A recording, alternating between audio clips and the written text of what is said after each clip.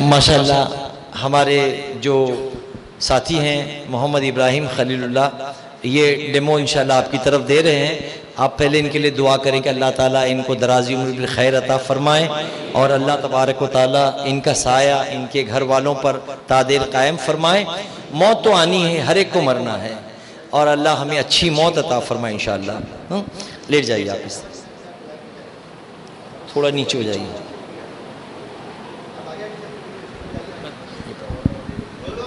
وہ کپڑا کے ساتھ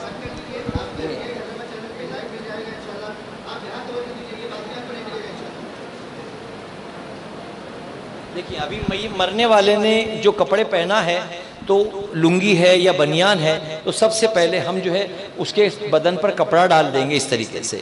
اب ڈالنے کے بعد میں جس طرح ہم اپنی زندگی میں اپنے سطر کی حفاظت کرتے ہیں، اسی طرح مرنے والے کے سطر کی بھی حفاظت کرنا ہم پر لازم ہے. اب اسی طرح کپڑے کے نیچے سے جو ہے ناڑا کھول کر کے پجامہ لوز کریں، اور دونوں پیروں سے اس طرف سے پیر اٹھا کر کے پجامے کو نکال دیں.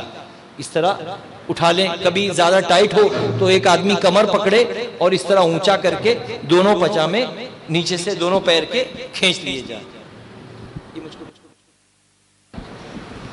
ہاں، یہ پکڑ. یہ دونوں پجامے کھینچ لینے کے بعد کیا ہوگا؟ اب اگر بنیان پہنا ہے، کرتا پہنا ہے، تو یہ جو ہے بنیان ہے، تو اس طریقے سے ہم کینچی چلائیں گے، یہاں سے لے کر کے گلے تک یہ کاٹ دیں گے. کیونکہ کپڑے کو بچانے میں جائیں گے تو میت کو ہاتھ پیر موڑنے پڑیں گے، تکلیف ہوگی. اس لیے یہاں سے کینچی چلائیں گے، سینے گلے تک یہ حصہ کاٹ دیں گے. پھر یہاں سے یہ آستین کو برابر اسی طرح کاٹیں گے. یہ آستین کو اسی طرح کاٹتے ہوئے یہاں گلے تک لائیں گے. اس کے بعد یہ جو حصہ ہے بغل سے لے کر یہاں سے کٹا ہوا، یہاں سے کاٹ دیں گے، یہاں سے کاٹ دیں گے، تو اوپر کا حصہ اوپر ہو جائے گا، نیچے کا حصہ نیچے چلا جائے گا. اب اوپر کا حصہ تو ہم نے اسی طرح کپڑا ہٹا دیا، اور نیچے کا حصہ اس طرح پلٹ کر کے ان کا جو کپڑا ہے وہ ادھر دھکیل دیں گے. جیسے بھی میں ہوں تو میری طرف دھکیل دوں اس طریقے سے، اور اس طرح موڑنے کے بعد میں پھر یہاں سے وہ کپڑے کو کھینچ لوں. تو اب یہ بدن پورا برہنہ ہو گیا، سر سے لے کے پیر تک. اب جیسے ہی برہنہ ہو گیا، ہم پانی کا استعمال کریں گے. پانی ضروری نہیں کہ ہم گرم پانی ہی استعمال کریں. اگر گرمی کا موسم ہے، آپ نے گرم پانی استعمال کیا تو باڈی کی کیپیسٹی ہو جائے گی، باڈی جلدی ڈیکمپوز ہو جائے گی. تو گرمی کا موسم ہو تو ٹھنڈے پانی سے غسل دیں، گرمی کا موسم ہو تو ٹھنڈے سے دیں، سردی کا موسم ہو تو گرم پانی سے دے دیں گے، چلے گا. اچھا، گرم پانی بھی اتنا کھولتا ہوا نہیں ہونا چاہیے. آپ نے دیکھا ہوگا کبھی کبھی میت کے گھر کے باہر اتنا بڑا دیگ ڈال دیتے ہیں، وہ دیگ پہ پانی پکتا رہتا ہے. تو اتنے زیادہ پانی کی بھی ضرورت نہیں ہے. 3 سے 4 بکیٹ پانی بڑی بڑی کافی ہے انشاءاللہ. ٹھیک ہے. تو ابھی آپ نے سب سے پہلے کپڑے پھاڑ کر کے اتار دیے. اب آپ کاٹن لیں گے، روئی لیں گے، روئی. کیونکہ کبھی کبھی ہارٹ اٹیک کی جو باڈی ہوتی ہے ان کے کان سے ناک سے خون نکلتا رہتا ہے. جیسے ہمارے بزرگوں نے، اعلیٰ حضرت نے فرمایا کہ جنازے کی نماز مسجد میں کیوں نہیں پڑھی جائے. مسجد میں جنازے کی نماز پڑھنا مکروہ تحریمی ہے. کیوں؟ اس لیے کہ میت کو جب آپ غسل دے دیتے ہیں، اس کے باوجود بھی کبھی کندھے پہ رکھ کے آپ ڈولا لے کے چلتے ہیں، تو چلنے میں لوگوں کے کاندھوں پر تبدیل ہوتے ہوتے کبھی کبھی باڈی ہلتی ہے تو کسی کے منہ سے خون بھی جاری ہو جاتا ہے، ناک سے خون جاری ہو جاتا ہے، کبھی پاخانہ پیشاب بھی بہہ جاتا ہے. تو مسجد اللہ کا گھر، ادب کی جگہ ہے. اسی لیے مسجد میں نماز جنازہ نہیں پڑھی جائے گی. نماز جنازہ ہمیشہ خارج مسجد میں ادا کی جائے گی. ٹھیک ہے. اب آپ نے میت کو لٹا دیا، لٹا کے کپڑے پھاڑ دیے، اور کپڑے پھاڑ کر کے پورا برہنہ کر دیا. کبھی کبھی ایسا ہوتا ہے کہ ہاسپٹل کی باڈی ہوتی ہے تو کہیں نہ کہیں انجیکشن کے چھوٹے چھوٹے اسٹیکر لگے ہوتے ہیں، کمر کی طرف ہوتے ہیں. کبھی اللہ نہ کرے بیڈ سول ہو گیا تو پیچھے بڑا پھوڑا ہو گیا تو وہاں بہت ساری روئی اور بہت ساری چندی بھر دیتا ہے ڈاکٹر یا وارڈ بوائے. تو یہ تمام چیزوں کو ان کے بدن سے جدا کر دیں. جو نیڈل کے اگر کچھ اسٹیکر لگے ہیں تو اس کو صاف کر لیں پورے بدن سے. یہاں پر کبھی کبھی ڈائلیسس وغیرہ ہوتا ہے تو یہاں پر بھی اسٹیکر لگے ہوتے ہیں، اس کو نکال لیں. پورے بدن سے ایسی چیزوں کو ہٹا دیں جہاں پانی پہنچنے سے ہم کو دقت ہوتی ہو. تو پورے بدن کو چیک کر لیں، بدن کے وہ تمام اسٹیکر کو صاف کر دیں. اب سب کے بعد سب سے پہلے ہم میت کو وضو کرائیں گے. وضو میں ہمارے 4 فرض ہیں. کیا 4 فرض ہے؟ چہرے کا دھونا، کونیوں سمیت ہاتھوں کا دھونا، چوتھائی سر کا مسح کرنا اور ٹخنوں سمیت پیر کا دھونا۔ یہ 4 فرض ہیں، لیکن مسواک کرنا سنت، کلی کرنا سنت، غرغرہ کرنا سنت، ناک میں پانی چڑھانا سنت ہے نا، یہ سب سنتیں ہیں۔ اب میت کے ساتھ ہم سنتوں کے ساتھ غسل دیں گے تو کیا کریں گے؟ سب سے پہلے پانی لے کر کے گٹوں سمیت ہاتھ دھلا دیں گے۔ ایک صاحب کو بولیں گے تم پانی ڈالو، اور ہم اس طریقے سے ان کے مرنے والے کو ہاتھ اچھی طریقے سے صاف کر لیں گے۔ انگوٹھی ہوگی تو ہٹا دیں گے، چھلا ہوگا تو ہٹا دیں گے، کوئی چیز ہوگی تو اچھی طریقے سے ان کے ہاتھ کو دھو کر کے سیدھا ہاتھ دھو لیں، پھر الٹے ہاتھ کے اوپر اسی طرح پونچوں سمیت ہاتھ دھلا دیں۔ ٹھیک ہے، اب جیسے آپ نے ہاتھ دھلا دیا، روئی جو ملتی ہے، روئی کو اس طریقے سے مل کر کے لمبی بنا لیں، لمبی بنا کر کے اب ہم مسواک کریں گے۔ تو مرنے والے کے منہ کھول کر کے دانتوں میں اس طرح مسواک کریں گے، اور مسواک سے مراد وہی روئی کی پھریری دانتوں پر ملیں گے۔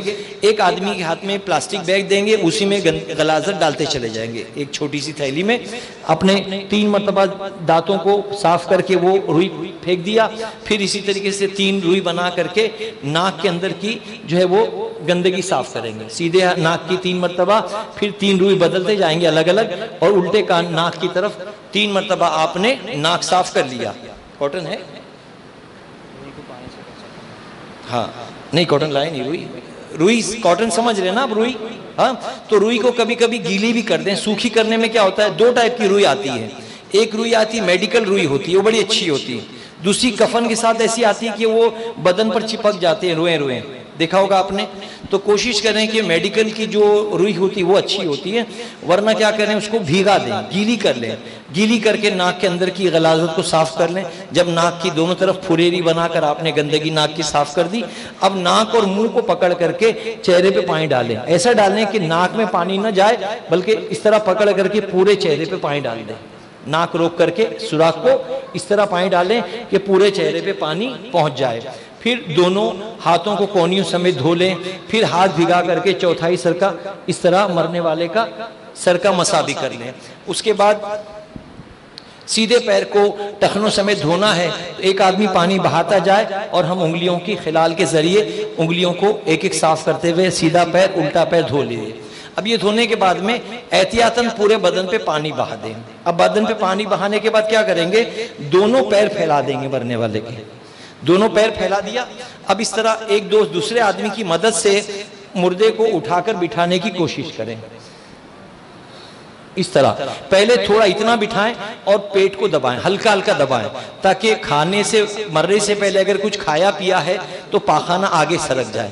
پہلے پیٹ دبا کے ہلکے سے چھوڑ دیں، لٹا دیں، پھر دوسری مرتبہ اٹھا کے بٹھائیں تھوڑا اور زیادہ، پھر پیٹ دبا کر کے غلاظت کو آگے بڑھانے کی کوشش کریں، پھر لٹا دیں، پھر تیسری مرتبہ میت کو زیادہ اٹھا کر بٹھائیں اور اس طریقے سے پیٹ دبا کر کے پیشاب پاخانہ بہہ جائے، آگے بڑھ جائے، اس طرح لٹا دیں۔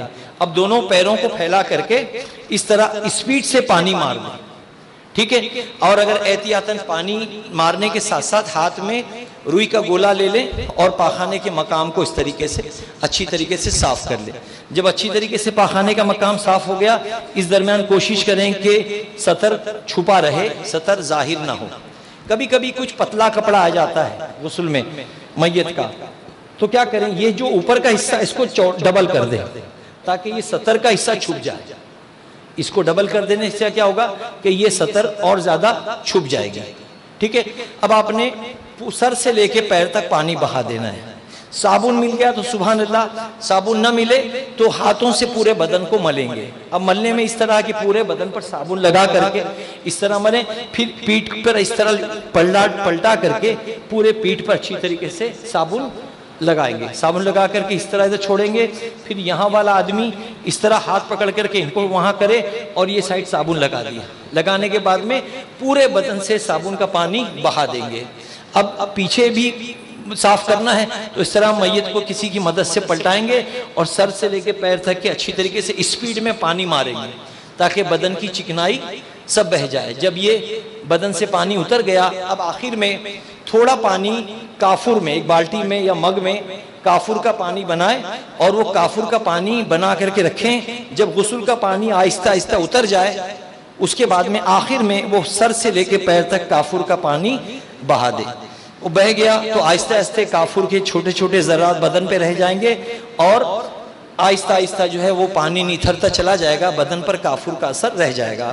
جب تک کہ بدن سے پانی نتھرتا ہے ہم ایک چادر اور لیں گے، چونکہ یہ غسل دینے میں چادر گیلی ہو گئی۔ اب اس کو کس طرح کریں گے کہ سمجھیے نیچے ایک گیلی چادر ہے، پھر ایک نئی چادر کو اوپر ڈالیں گے اور اس طریقے سے بدن کو سونکنے کی کوشش کریں گے، اس طریقے سے بدن کو توال کی طرح بدن کو پوچھنے کی کوشش کریں گے۔ اور یہ جب نئی چادر اوپر سے ڈالی ہے تو بھیگی ہوئی چادر نیچے سے پیر کے پاس سے کھینچ لیں، پھر یہ آہستہ آہستہ پورے بدن کو پوچھتے پوچھتے جو ہے بدن پہ، ٹانگ پہ، جانگ پہ سب جگہ سے پانی اتر جائے۔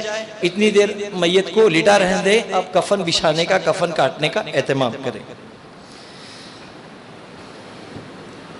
ماشاءاللہ دیکھیں یہ کفن جو ہے وہ بڑے پنے کا ہے، کبھی چھوٹے پنے کا ہوتا ہے تو اس میں بڑی دقت ہوتی ہے کہ اگر مرنے والا موٹا ہے تو ایک کفن کا ٹکڑا الگ سے ایک پٹا جوائن کرنا پڑتا ہے، لیکن اب چونکہ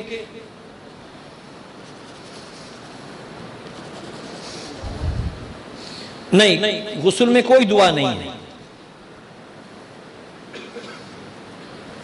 یہ کپڑا اچھا ہے، ورنہ اس طرح کرنے میں کیا ہوتا ہے سب کانجی نکل جاتی ہے تو بالکل ایک پتلا پردہ ہو جاتا ہے۔ اب ہم کیا کریں گے، میت کی سائز لینا ہے۔ میت کی سائز لینے میں کیا کرتے ہیں، یہ سائٹ کا جو کپڑا ہے، کپڑے کا جو کونے کا حصہ ہے، اس کی لمبی سائز لیتے ہیں، یہ پھاڑتے ہیں۔ یہ دو کام، ایک تو سائز لینے میں بھی کام آ جاتا ہے پلس باندھنے میں بھی کام آتا ہے۔ دیکھیے دھواں اڑ رہا ہے نا، اس میں پاؤڈر اڑتا ہے نا۔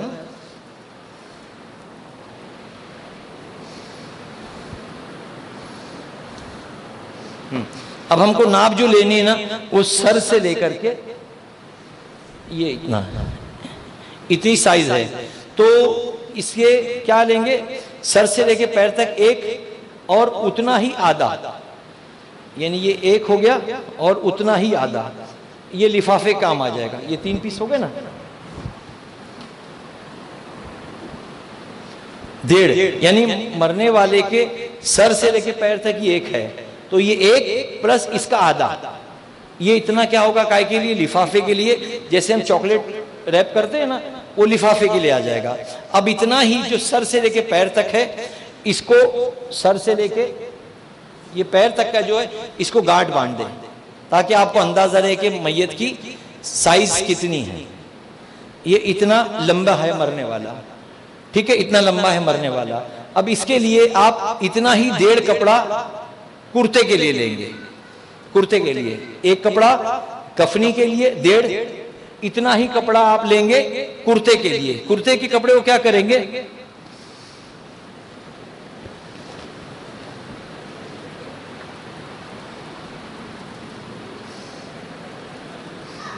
یہ جیسے آپ نے جو ان کی ایک سائز میں، فل سائز میں ایک سائز اور اس کا ہاف،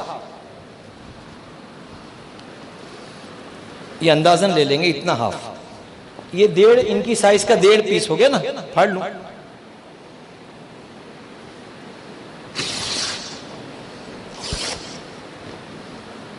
اب یہ دونوں چھیڑوں کو ملا دیں گے،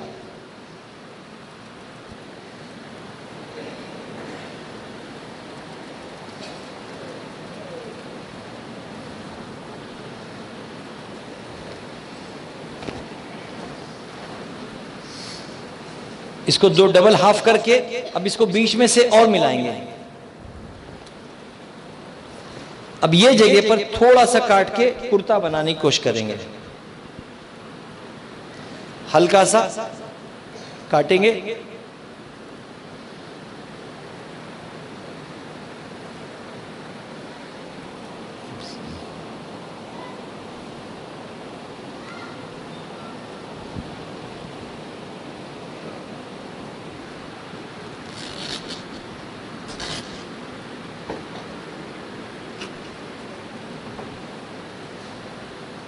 یہ جو ہے کرتا بنے گا اس طریقے سے، بیچ میں سے اس کو پھاڑیں گے اور شولڈر کی طرف سے زیادہ پھاڑیں گے اور سینے کی طرف سے کم پھاڑیں گے۔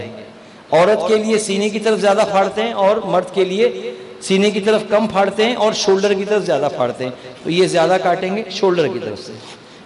یہ اس طرح ہوگا. اب جب کفنانے کے لیے بچھائیں گے نا تو اس کو اس طرح بچھائیں گے کہ اوپر کا حصہ الگ رہے.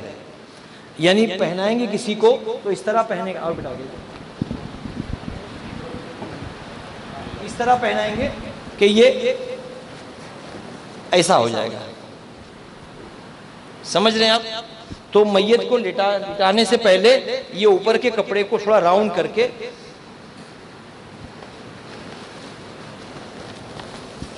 اس طرح بچھا دیں گے زمین پر. چھوڑ دیجیے, اس طرح زمین پہ بچھا دیں گے. تھوڑا سا 1 منٹ چاہیے.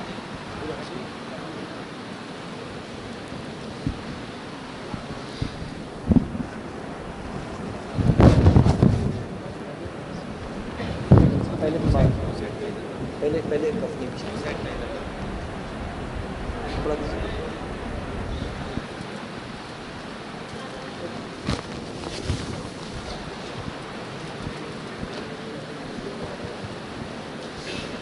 جی پہلے جو ان کی 1.5 سائز میں جو لفافہ لیں گے پہلے وہ بچھائیں گے.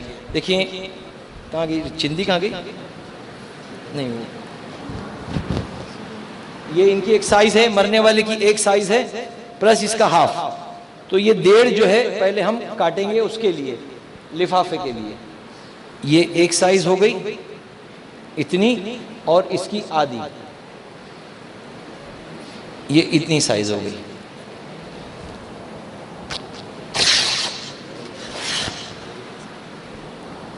ٹھیک ہے, اب پہلے یہ بچھائیں گے. بچھائیے.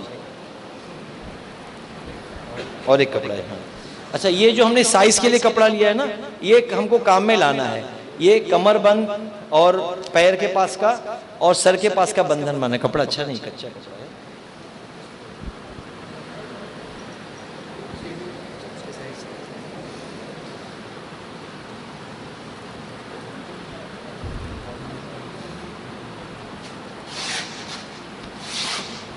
یہ 3 کپڑے جو تھے وہ آ گئے ہمارے پاس ہے نا. اب یہ کپڑے کو کیا کریں گے, ایک کپڑا جو ہے نا اس طرح بچھائیں گے جو لفافہ ہے. دوسرا کپڑا جو تہبند ہے وہ اس طرح بچھائیں گے, یہ اوپر آ جائے.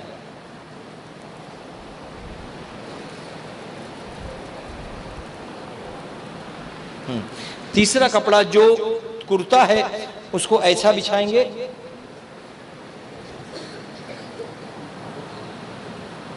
وہ یہ چھوڑی ادھر آ جائے.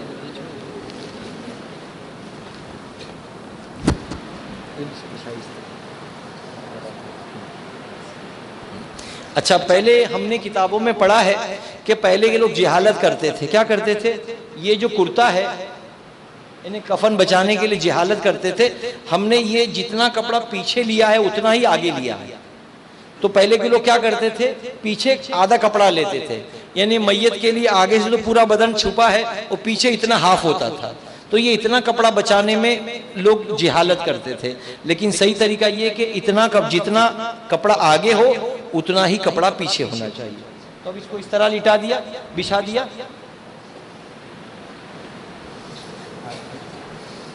اور اس کو راؤنڈ کر دیا. آگے کھینچیے تھوڑا, ٹھیک ہے نا.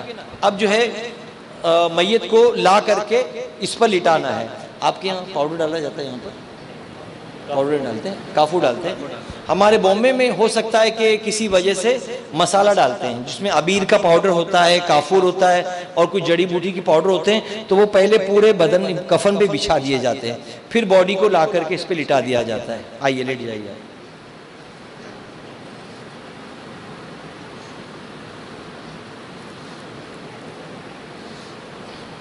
اس طرح لٹایا جائے کہ یہ جو ہم نے گلا بنایا ہے اسی کے اوپر سر ہو. بس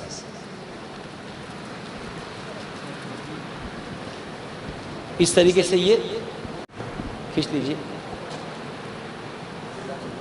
ہاں وہ کپڑا خستہ ہے. اس کو اندر موڑ دیا, اس کو ادھر اندر موڑ دیا. ٹھیک ہے. اب یہ جو تہبند ہے اس کو پوری طاقت کے ساتھ اس طرح لپٹیں اور الٹا ہاتھ کا, سیدھے ہاتھ کا پہلا ہو پھر الٹے ہاتھ کا. اس کو اس طرح کمر کی طرف مضبوطی سے پکڑنا ہے کیونکہ یہ مضبوط ہو گیا تو پھر باقی کو آسانی ہو جاتی ہے نا. پھر اس طرف کا یہ آ گیا اور پھر یہ الٹا اس طرف آ گیا. اب یہ جب کمر کے پاس کا مضبوط ہو گیا نا تو یہ نیچے کا خود بخود سہولت ہو جاتی ہے. راؤنڈ کیجیے, یہ کھینچ لیجیے اور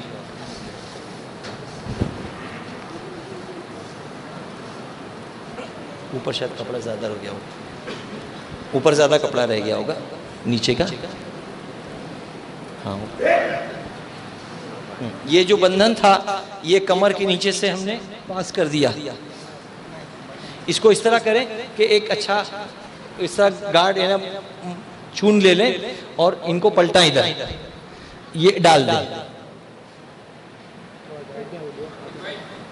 ادھر ڈال دیا, وہ پکڑ لیجئے. ہاں اب یہ چھوڑ دیا. اب یہ یہاں جب پلٹیں گے تو یہاں بڑا کپڑا چندی زیادہ آ جائے گی. یہ لے کر کے ہم نے پہلے کمر پہ باندھ دیا. یہاں رکھی, انگلی رکھو, 1.5 گاٹھ ہو گئی. اسی طرح پیر کی طرف باندھ دیا. اب سرانے کی طرف بھی اسی طریقے سے.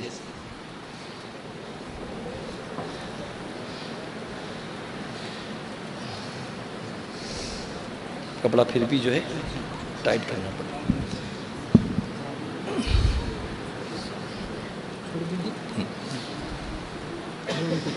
اس کو گھماؤ ایسا. نیچے کپڑا زیادہ کم رہ گیا, اوپر آ گیا زیادہ. اب یہاں بندھن باندھ دیا تو یہ کفن کو ہم نے مردے کو کفن پہنا دیا. لیکن چونکہ ابھی لوگوں کو دیدار کرانا ہے اس لیے ہم اس کو چھوڑ دیں گے. چھوڑ دیجیے آپ اس کو ایسا چھوڑ دیں گے. اب یہاں پر جو ہے بزرگوں کا طریقہ ہے کہ مرنے والے کے ماتھے پر کلمہ لکھ دیا جائے, انگلی سے اشارے سے لکھا جائے, یا پھر عطر کی لکڑی سے کلمہ طیبہ لا الہ الا اللہ یا بسم اللہ لکھا جائے. سینے پہ یا تو لا الہ یا بسم اللہ لکھا جائے, غوث اعظم کا نام لکھا جائے. کیونکہ مرنے والا تو مر گیا, اب وہ ہمارے ہاتھ میں ہے, ہم اس کی مغفرت کے سامان کرنے کے لیے کوشش کریں. یعنی یہ کریں کہ اس کے دفنانے سے پہلے کلمہ طیبہ 1.25 لاکھ مرتبہ پڑھ لیں. ان کی قبر کے حوالے کرنے سے پہلے کچھ صدقات خیرات کر دیں. ان کے قبر کے حوالے کرنے سے بہتر پہلے ہی کچھ غربا یتیموں میں کھانا وانا کھلا دیں, تاکہ ہمارے بھائی کو جب ہم قبر کے حوالے کریں تو اللہ تعالیٰ اس پر اپنے فضل و کرم سے تدفین سے پہلے اس کی مغفرت فرما دیں. تو اس طریقے سے آپ نے جو ہے وہ کفنا دیا. ایک سلسلہ جو ہمارے علاقوں میں ہے, مسلمانوں میں نہیں ہونا چاہیے, وہ چلتا ہے کہ اب گھر میں کسی کی میت ہوئی تو ساری گلی کی عورتیں دیکھنے کو آ جاتی ہے. آپ کے آتی ہے؟ ہاں, تو یہ گناہ ہے. اگر عورت مر گئی تو سارے گلے کے میت دیکھنے کے لیے سب مرد آتے ہیں, یہ بھی گناہ ہے.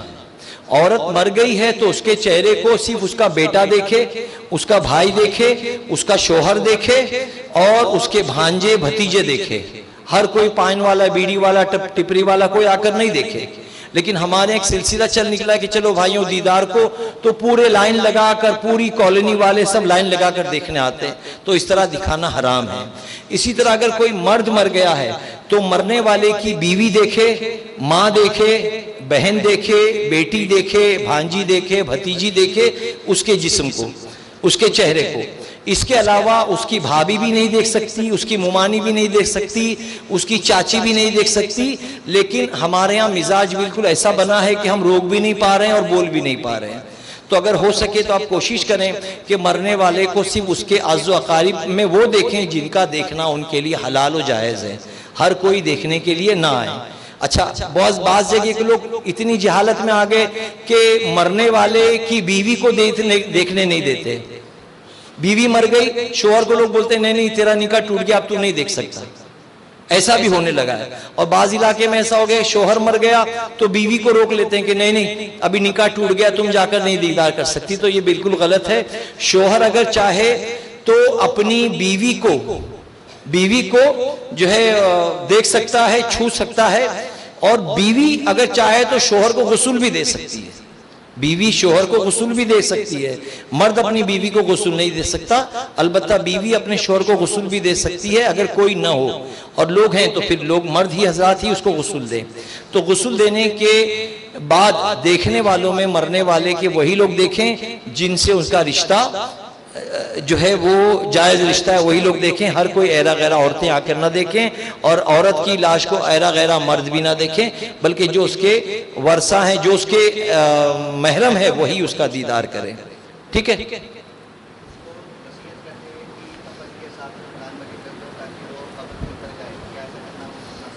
قرآن مجید نہیں، ہمارے بزرگوں نے کتاب میں لکھا ہے کہ مرنے والے کے ساتھ عہد نامہ جو ایک دعا ہے وہ مردے کے ساتھ نہ رکھی جائے، بلکہ مردے کو قبر میں دفنایا جائے تو اس کے سرانے قبر میں تاک بنائی جائے اور تاک میں رکھا جائے، شجرہ اور عہد نامہ قبر میں رکھا جائے.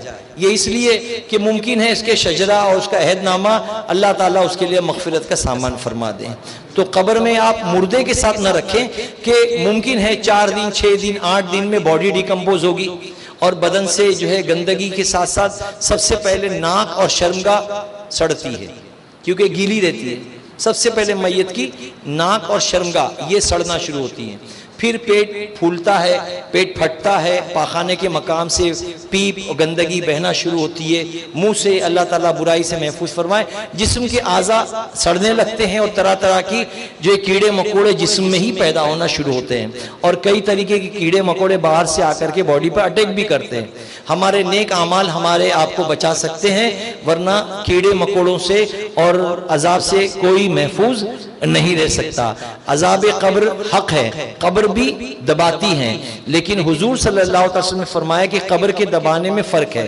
جس طرح ماں اپنے بچے کو محبت سے دباتی ہے تو قبر بھی نیک مردے کو دباتی ہے، لیکن ویسی محبت سے دباتی جیسے ماں اپنے بچے کو دباتی. اور گنہگار بدکار کو قبر ایسی دباتی ہے کہ یہاں کی پسلیاں یہاں بالکل اس طرح چپڑ جاتی ہے کہ یہ پسلی یہاں چلی جاتی، یہ پسلی یہاں چلی جاتی ہے. تو اللہ تعالیٰ عذاب قبر سے بھی ہماری حفاظت فرمائے.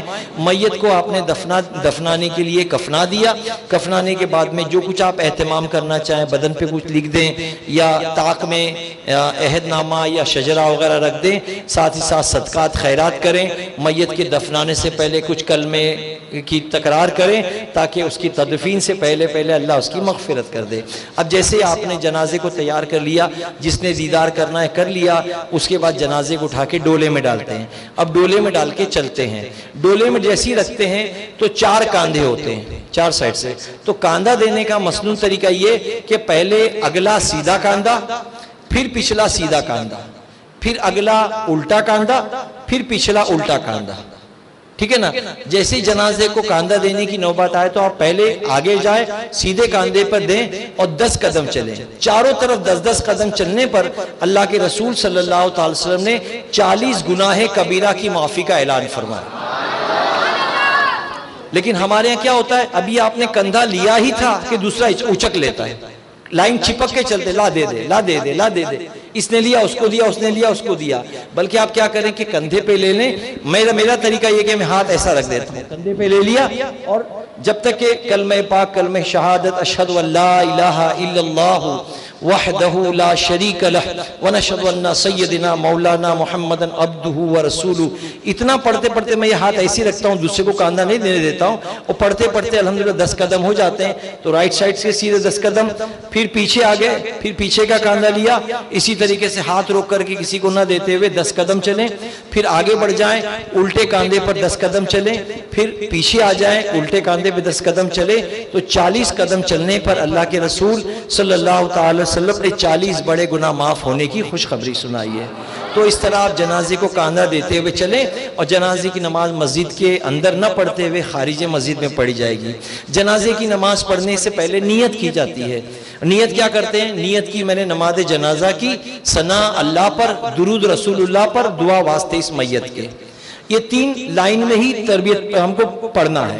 جیسے امام کھڑا ہوا نماز پڑھانے کے لیے، اس نے اعلان کیا کہ بھائیوں بالغ کا جنازہ ہے، تو اب ہم نے نیت کے لیے کہ نیت کی نماز جنازہ کی، ثنا اللہ پر، درود رسول اللہ پر، دعا واسطے اس میت کے. اب امام نے کہا اللہ اکبر تو ہم نے بھی اللہ اکبر کہہ کے ہاتھ اٹھایا.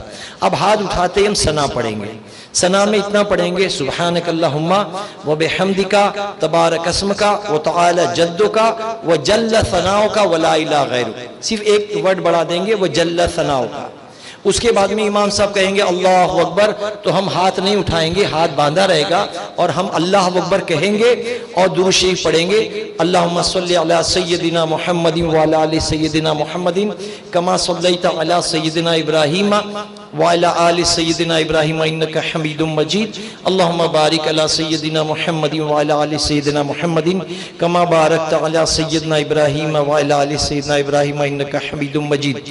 اب امام صاحب نے تیسری تکبیر کہی اللہ اکبر، تو اب دعائے میت پڑھیں گے۔ کتنی پیاری دعا ہے، اللہم اغفر لی، اے اللہ بخش دے، حینا و میتنا۔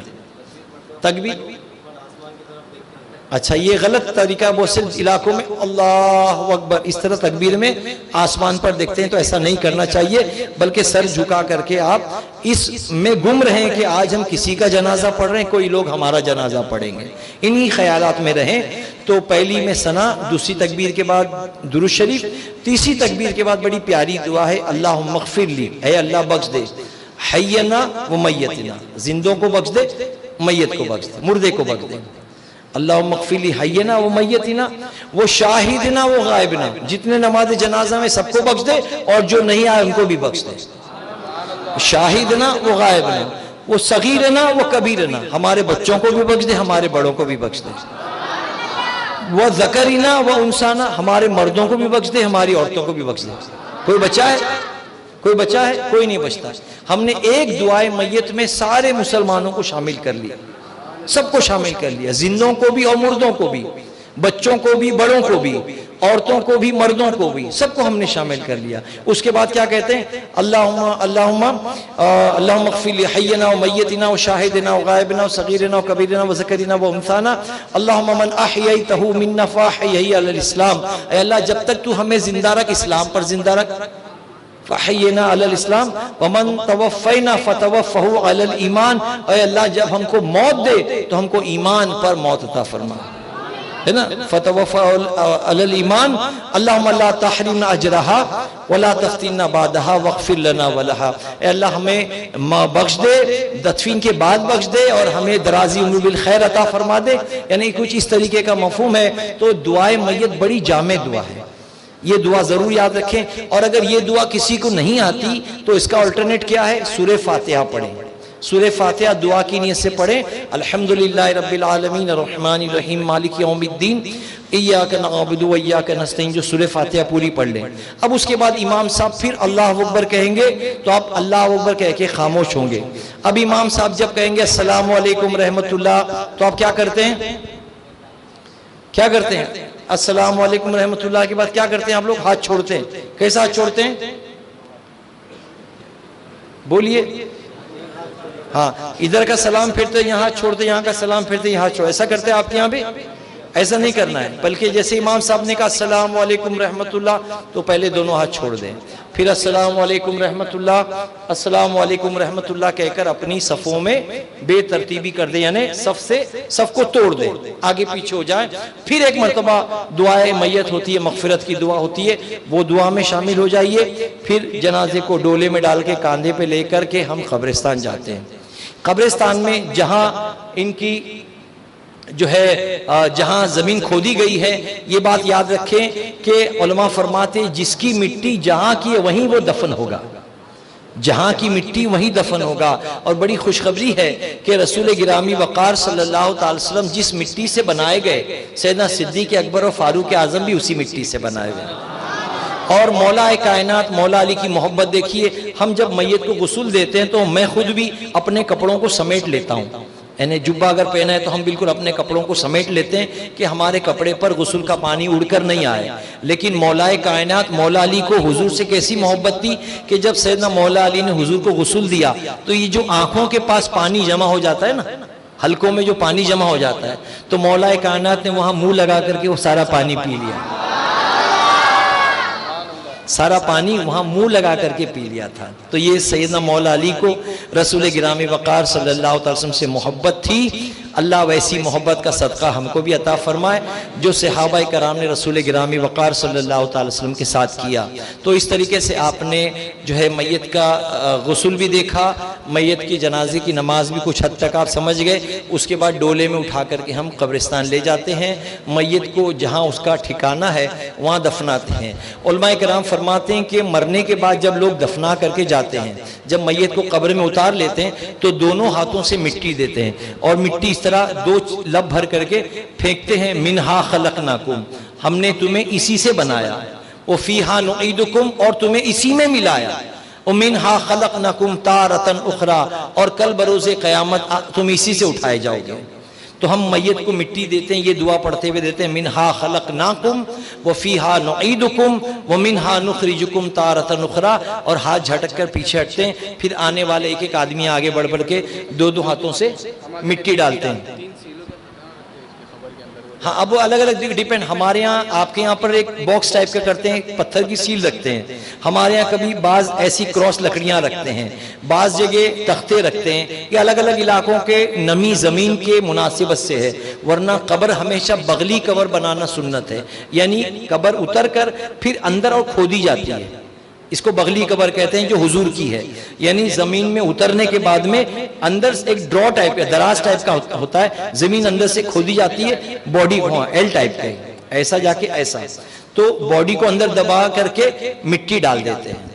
تو اس وقت جب مٹی باڈی کو اندر ڈالتے ہیں، اس کے چہرے کا رخ، سینے کا رخ قبلے کی سمت ہوتا ہے، اس طریقے سے لٹا کر کے مٹی ڈال دیتے ہیں، جس کو بغلی قبر کہتے ہیں، وہ سنت ہے، وہ الگ الگ مٹی کی الگ الگ جگہ تاثیر ہے، تو مدینہ منورہ میں بغلی قبر بن جاتی ہے، ہمارے ان علاقوں میں بغلی قبر نہیں بنتی، اس لیے کہ اگر وہ ایل ٹائپ میں کھودنے جاتے ہیں تو مٹی بیٹھ جاتی ہے، تو یہ ہمارے یہاں فیزیبل نہیں ہے، پریکٹیکلی نہیں ہو پاتا۔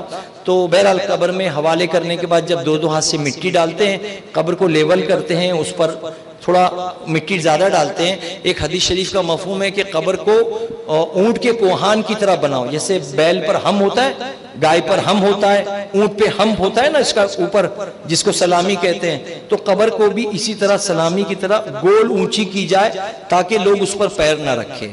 تو قبر کو بالکل زمین کے لیول میں نہ کریں، تھوڑی اونچی رکھیں تاکہ لوگوں کو سمجھ میں آئے کہ یہ کوئی عام جگہ نہیں بلکہ یہ قبر ہے، اور اس کا احتیاط کرنے آنے جانے والے احتیاط کریں۔ جب آپ میت کو دفنا چکے، اب حدیث شریف کا مفہوم ہے کہ دفنانے کے بعد اتنی دیر وہاں کھڑے رہیں جتنی دیر میں ایک اونٹ ذبح ہو جائے اور اس کی بوٹی بن جائے، اتنی دیر کھڑا ہونا ہے۔ یہ بدعقیدہ لوگ ہیں کہ مر گئے مردود، فاتحہ نہ درود، ہاتھ جھٹکا اور نکل لیے۔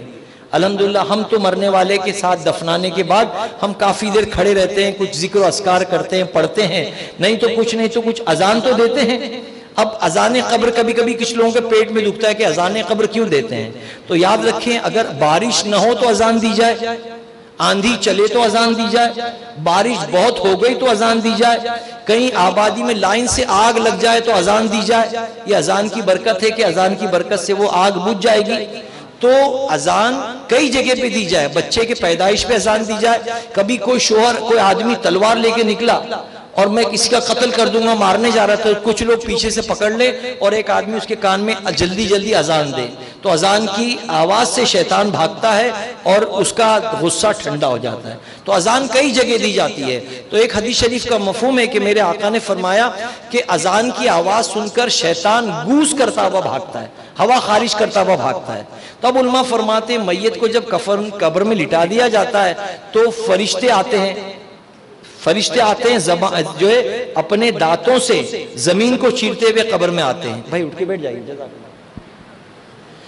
قبر میں آتے ہیں، اور قبر میں آنے کے بعد میں منکر نکیر قبر میں جب آ جاتے ہیں تو مردہ بھی اٹھ کر بیٹھ جاتا ہے۔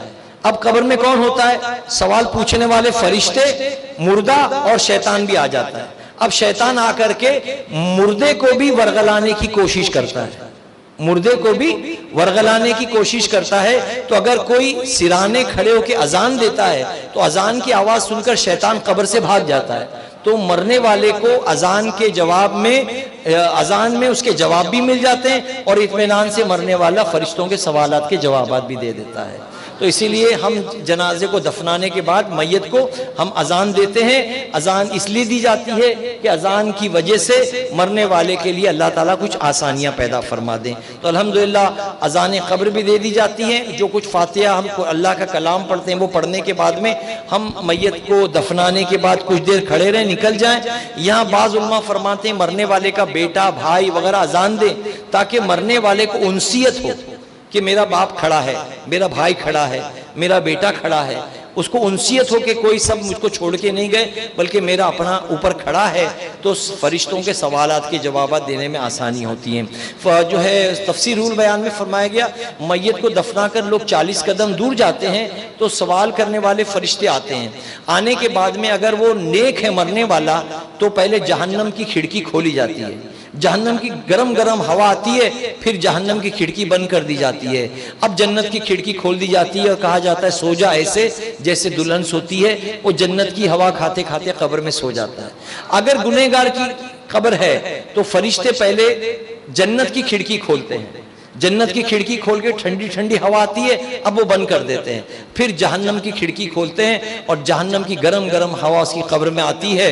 تو اس میں کیا ہے دیکھیں, اگر باہر کا ٹیمپریچر باہر -4 میں چل رہا ہے, -0 میں چل رہا ہے اور مسجد میں اے سی لگا ہے تو آپ کو اے سی کی قدر ہوگی؟ باہر برف گرے اور مسجد میں اے سی ہے تو آپ کو اے سی کی قدر نہیں ہوگی. جب باہر گرم ہو اور مسجد میں اے سی ہو تو اے سی کی قدر ہوگی نا. تو اسی طرح فرشتے اس کو نیکوکاروں کو پہلے جہنم کی کھڑکی کھول کے دکھاتے ہیں کہ یہ آگ کی کھڑکی ہے, جہنم کی کھڑکی ہے. اب جب وہ بند کر دی جاتی ہے اور پھر جنت کی کھڑکی کھول دی جاتی ہے تو اس کو احساس ہوتا ہے کہ ہاں یہ ہوا کتنی پیاری ہے, یہ جنت کی ہوا کتنی پیاری ہے, تو اس کو احساس ہوتا ہے. اسی طرح گنہگار کو بھی پہلے جنت کی کھڑکی کی ہوا کھلا دی جاتی ہے ٹھنڈی ٹھنڈی, پھر بند کر دی جاتی ہے. اب جہنم کی کھڑکی کی ہوا آتی ہے, اب اس کا احساس ہوتا ہے کہ ہاں میرے کیے کرے گناہوں کی لذت تو میں نے سہ لیا, میرا ٹھکانہ جہنم ہے. اللہ تعالی ہم سب کو نیک اعمال کرنے کی توفیق عطا فرمائے اور ہمیں جو ہے نیک کام ایسے کرنے کی توفیق عطا فرمائے کہ جس کی بدولت ہماری قبر بھی روشن رہے, ہماری آخرت بھی روشن رہے.